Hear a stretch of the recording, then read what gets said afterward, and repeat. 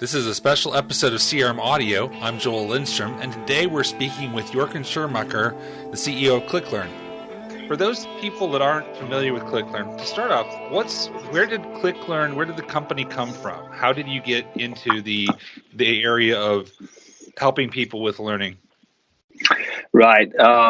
So essentially, we had three original founders. Kind of an Apple story. So Steve and I started in the garage and all that.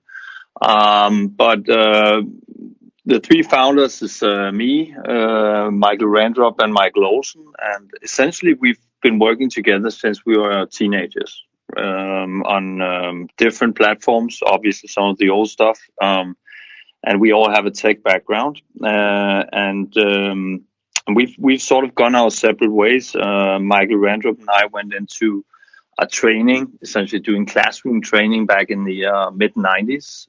So training in Microsoft Word, Microsoft Excel, Windows, all that stuff. And Michael also continued on a path essentially of developing applications in a very, very small setup. And at some point in time, he reached sort of a big problem in terms of delivering training, because you had to do that in regionalized versions across the world, meaning that you had to do that in Chinese and English and German and French and everything, right?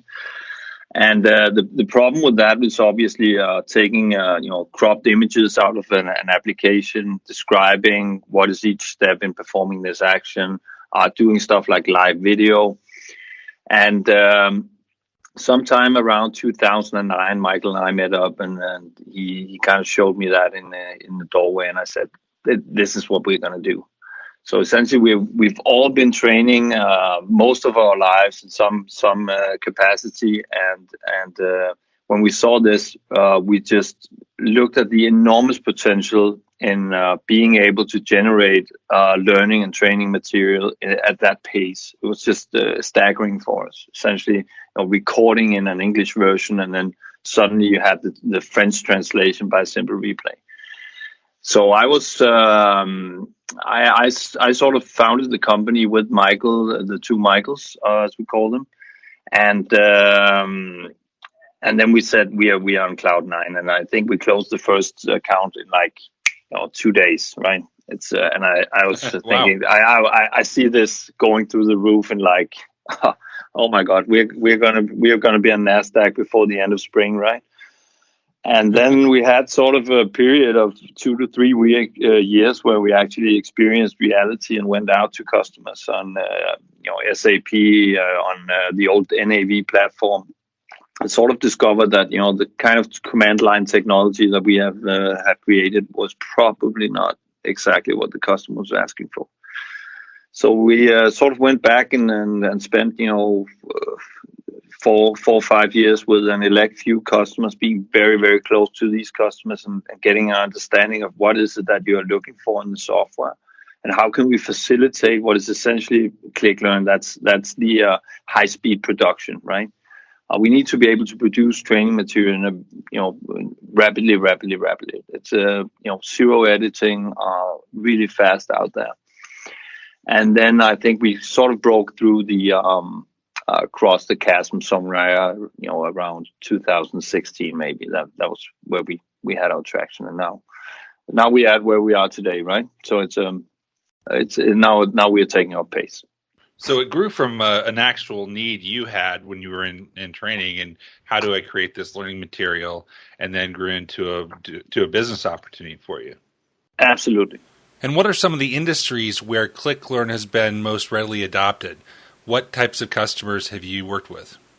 So I think that, we have a fair amount of customers in the IFS space, which is a small ERP software. Obviously, the dynamic space is very, very large for us as well.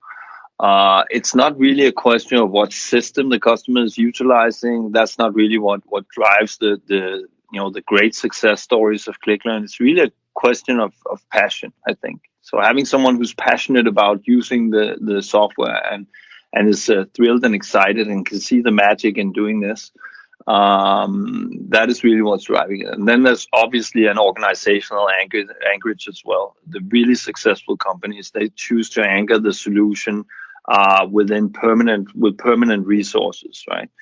Because most of our customers tend to acquire our solution essentially for a single project, right? So we're starting out with a single project. This is what we need to do right now. And the financing and everything can pretty much be done using that single project. But after that, ClickLearn has a range of opportunities for growing inside the organization, essentially spreading to all the IT projects that organizations are rolling out. And the really great customers that tend to do very well, they have made that anchorage, have material experts in ClickLearn, develop them during the first project phase, and then utilizing those resources across the board as they are entering new IT projects.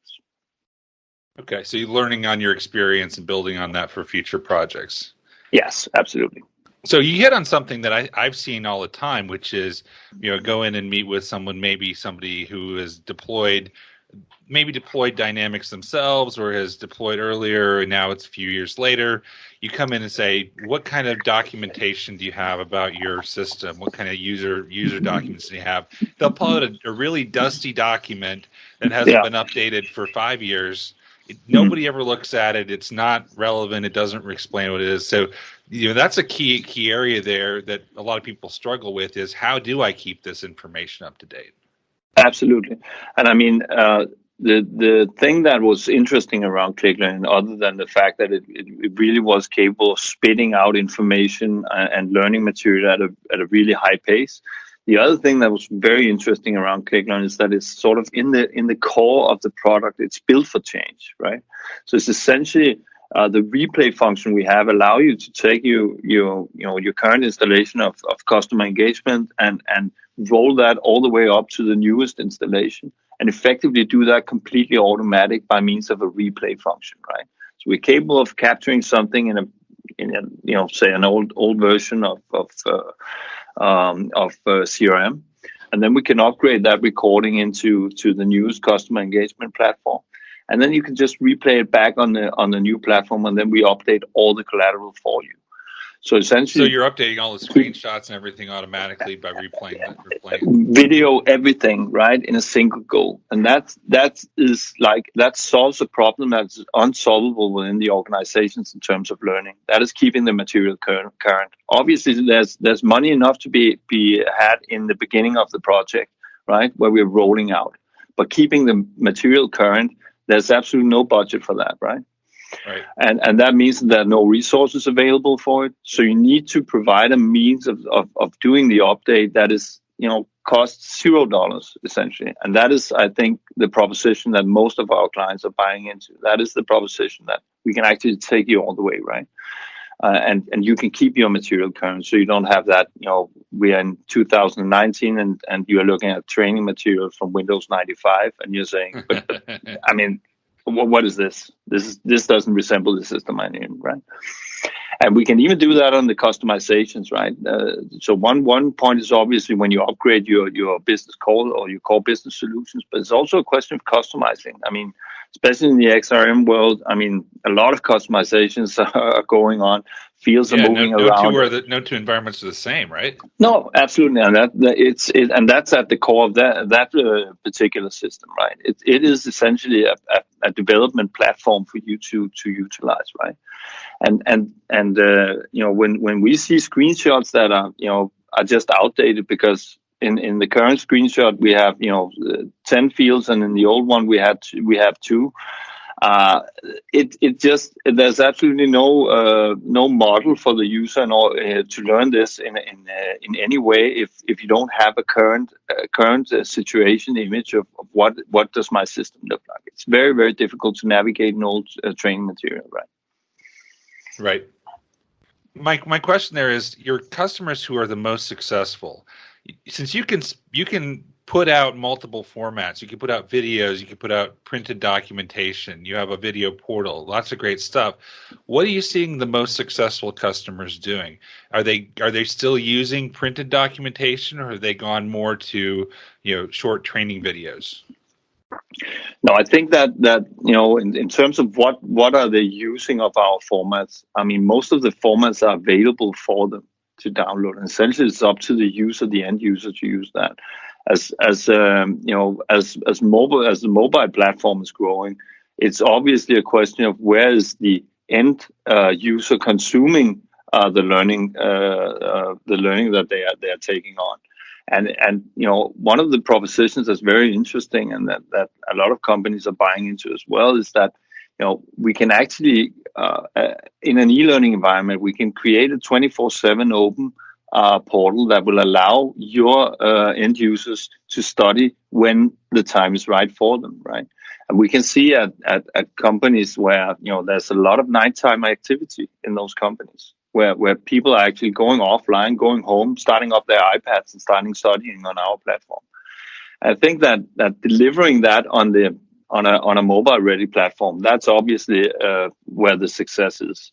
Having printed material, we don't have any customers doing that. So that's not a single printout. Essentially, everything is available in a searchable platform from what we generate for the customers, right? Okay, great. How do you handle the translations? Because I know that even Microsoft sometimes, I've had my friends in Poland, for example, complain periodically that Microsoft releases a new feature and they don't get the translation right. So how do you make sure, especially with technical content like this that has jargon or unique words for products and things like that, how do you handle that to make it not only fast but also reliable and have the context of the cultural context? Right. So essentially, that's a very good question because it's one of the topics that's very misunderstood within ClickLearn. We often get the question that people seem to have the impression that our software uses some sort of Google translation in order to capture all the text. We don't do that.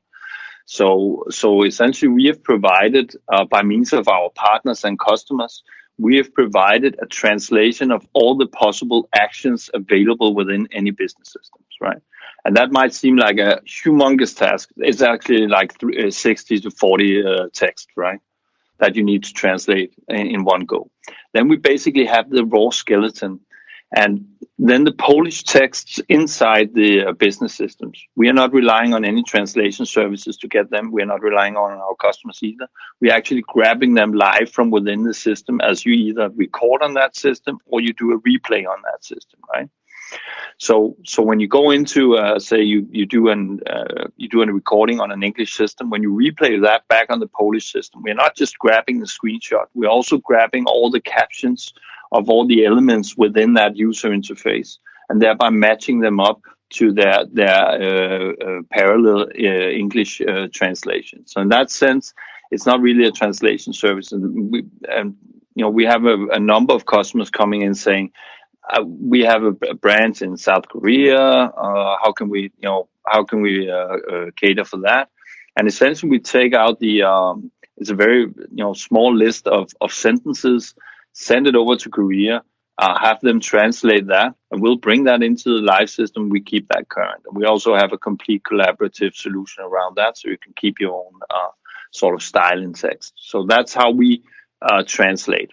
And then obviously, if you start entering information into our system, meaning that if you type in notes or you do your own chapters and you put those in, we have limited means of translating that for you. You are on your own in that sense. We can obviously run it through an Azure translation service for you, and then you'll get whatever you get on Azure translation service, and that can vary, right? Okay. So that keeps your translations more relevant. Yeah, it does, because we are not relying on auto like most technologies out there. Essentially, relying on auto translating every single piece of instruction that is in there. All the instructional sentences that you see within our application, they have been translated within our template, and they're readily available and high quality, right? Okay. Yeah, that's great. And is there a way, if a customer reviews it, say the ones with the South Korean location, and it's not quite right or they want to change something, is it possible for them to do that? Absolutely. So change all the wording you want. If you have a local, if you have we're using standard Microsoft terminology as Microsoft prefers to have it in their particular application space, and we're doing the same for the other vendors that we support. But obviously, if you for some reason feel that it shouldn't be called a taskbar, but you want to call it a banana, you're absolutely welcome to change that, right? And just remember to do it in all languages, essentially. Right, that makes sense. Yeah. So what about if somebody's looking at the list and they see Dynamics, Nav, AX, customer engagement / CRM, but they say we're introducing some Power Apps too, and Power Apps are easy, but they're part of the process, so we want to have learning material about how to use these or some of these ancillary areas in the Power Apps in the Power Platform. Do you have an answer for that? Yeah, we do because the connector is ready. It's being tested now, so in 2 days we'll be out on the full Power Platform and have that available for all our clients. Okay, great. So you're keeping in step with Microsoft's direction. It's 90% of our job here is actually to monitor what happens within in the Microsoft space and making sure that we are absolutely current. And one of the most important technologies right now is the whole Power Platform, right? Absolutely. Yeah. And so, if somebody wants to try out ClickLearn, do they just go to your website, clicklearn.com, and request a trial there? Yeah, absolutely, and that should work within within a couple of minutes. They should have access to a trial download directly from our website. We'll create everything for them. We provide free trial training as well. We obviously have a full ClickLearn enabled learning environment that you can utilize. But we also do personal training for our clients. So, for example, using it with Dynamics, is there a solution that's installed inside Dynamics, or does it work outside of Dynamics? How does it work? Yeah, so essentially it does both, right? So we do have a solution that you can download inside customer engagement, inside BC, inside finance and operations, and those solutions essentially provide a lot of the guided assistance that you can get from the ClickLearn material. And then obviously you can run outside. So we are not only cross-platform.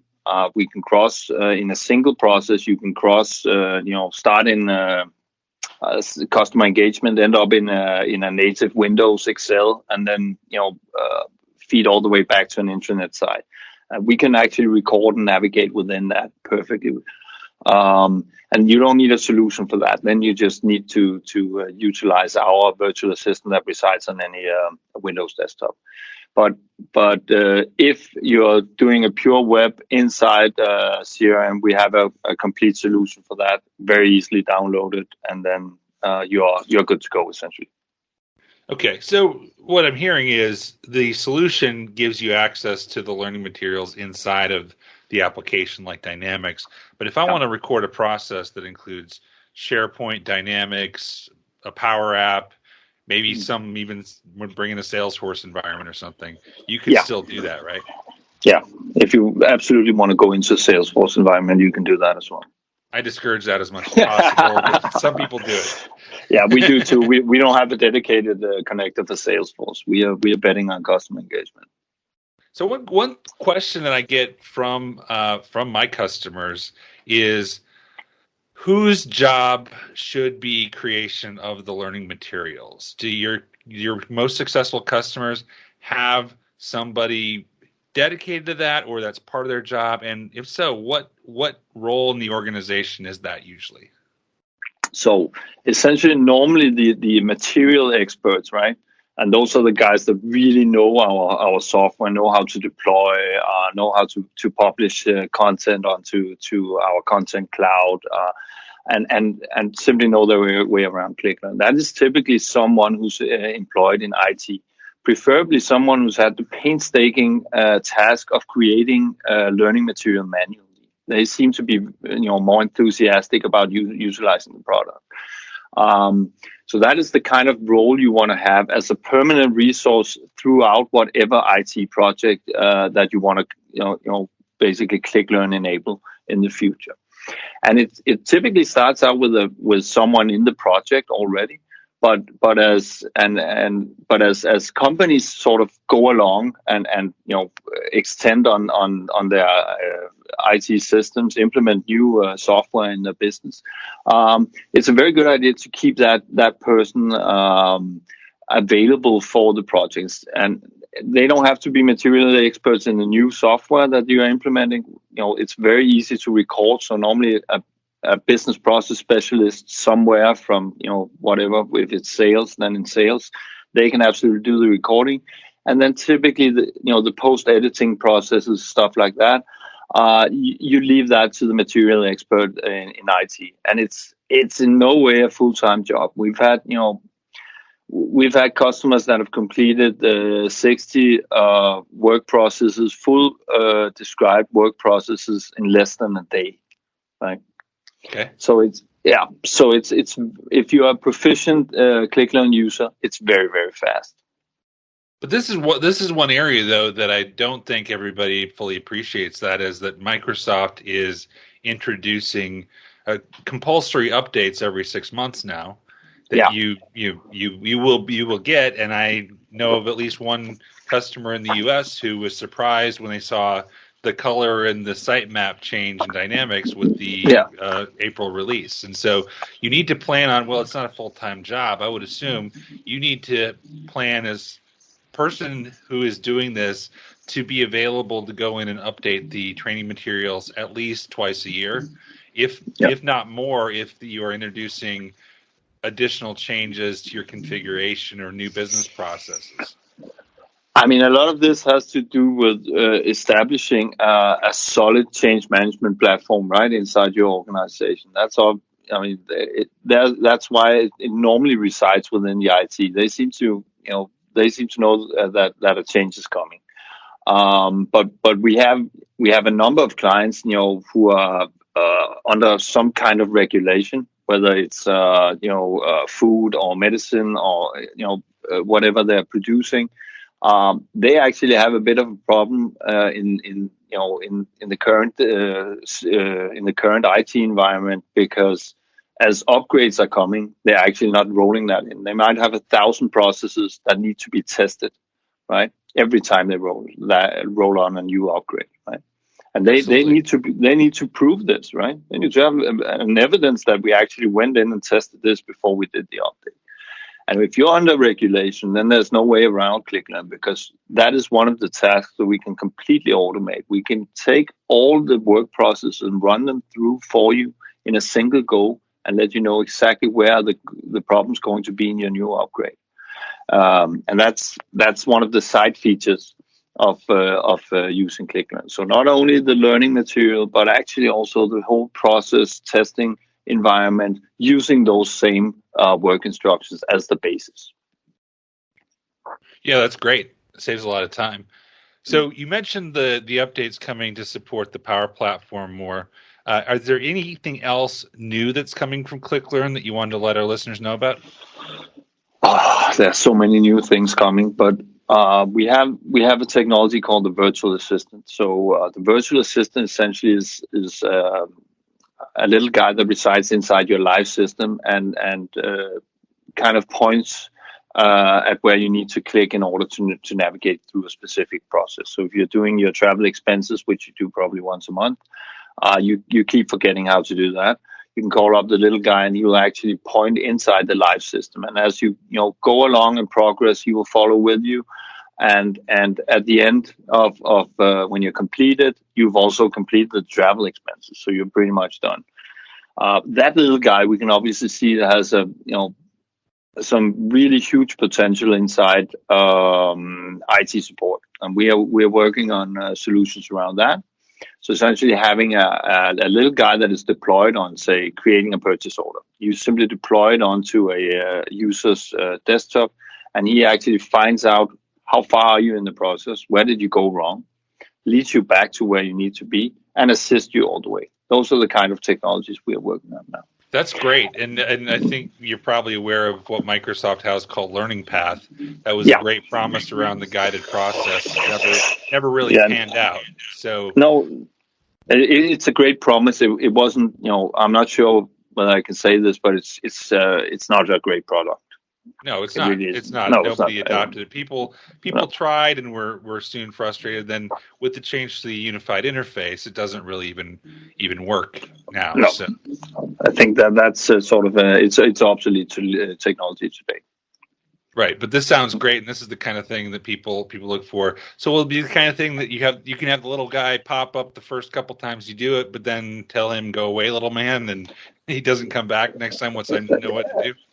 Yeah, that's exactly bringing context into the little guy, essentially knowing what are you trying to achieve, and by means of understanding the path that you're taking inside the application, leading you along the way without being an annoying little guy that keeps on popping up and saying, "I think you're doing a purchase order again." You don't want to bring back Clippy, right? No one wants to bring back Clippy. That's true.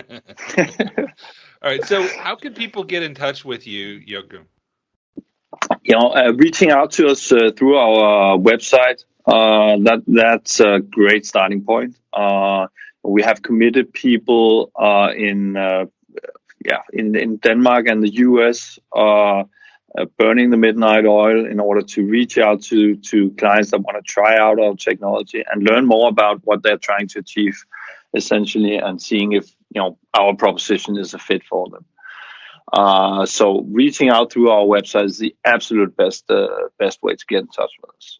And then obviously we are joining, conventions around the world. It's a great place to meet us. So we'll be at, for the customer engagement, we'll be at Summit, and I think we are at Inspire as well. So that's this year. And then obviously we're taking, the remainder of what is in Dynamics in Europe as well.